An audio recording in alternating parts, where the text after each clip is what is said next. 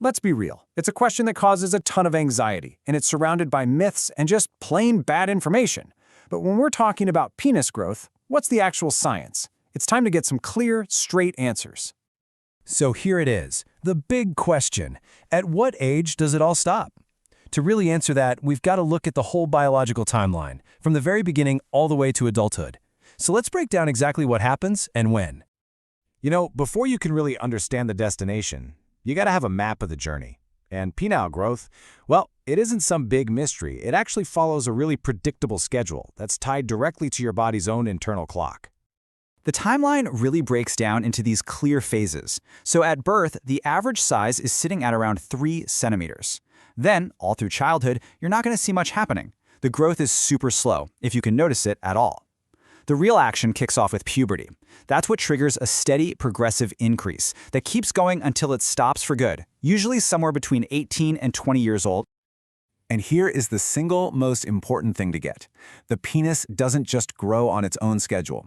Its growth is part of a much bigger developmental process happening all over your body. So when your bones stop growing and you hit your final adult height, that's it. Penile growth is done too. It's all part of the same biological package deal. So, what's actually driving this whole process? Well, it all comes down to this really powerful biological engine that's run by hormones. Think of them as the chemical messengers that give the official orders for growth to kick into gear. The hormonal chain of command is actually a pretty simple and elegant system. It all starts up in the brain. The pituitary gland sends out an order, which then travels down to the testicles. The testicles get that message loud and clear, and they respond by seriously ramping up their production of testosterone. But wait, testosterone isn't working solo here. The pituitary gland also boosts its output of another key player, growth hormone.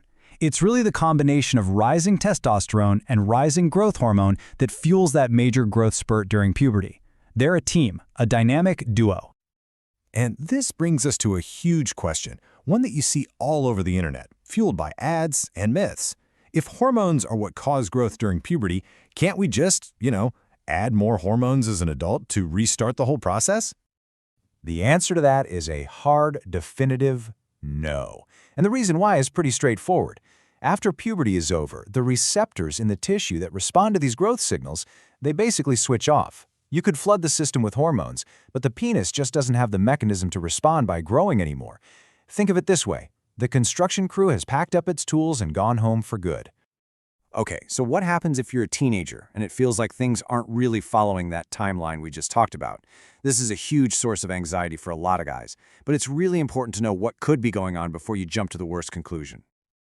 When growth seems to be delayed, it almost always falls into one of two buckets. The first one, which is by far the most common, is just a simple delay.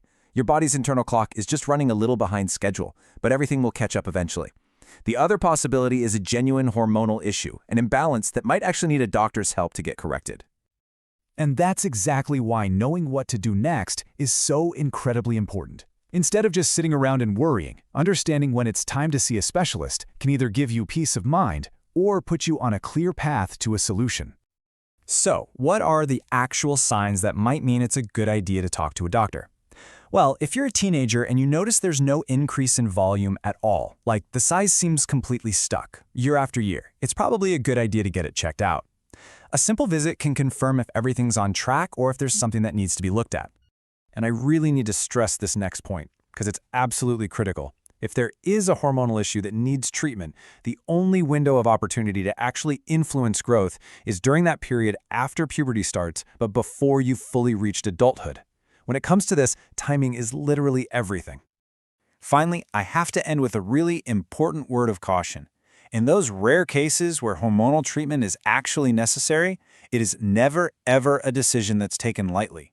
These are powerful treatments, and while they can help stimulate growth if there's a deficiency, they can also have very serious side effects, and that includes a potential impact on future fertility. This is exactly why a precise, professional medical evaluation is always, always essential. So when we strip away all the myths and the noise, what we're left with is a clear biological process. Being armed with real knowledge isn't just interesting. It is the most powerful tool you have for your own health. Because at the end of the day, understanding your body is the first and most important step to truly taking care of it. Thanks for joining me for this explainer.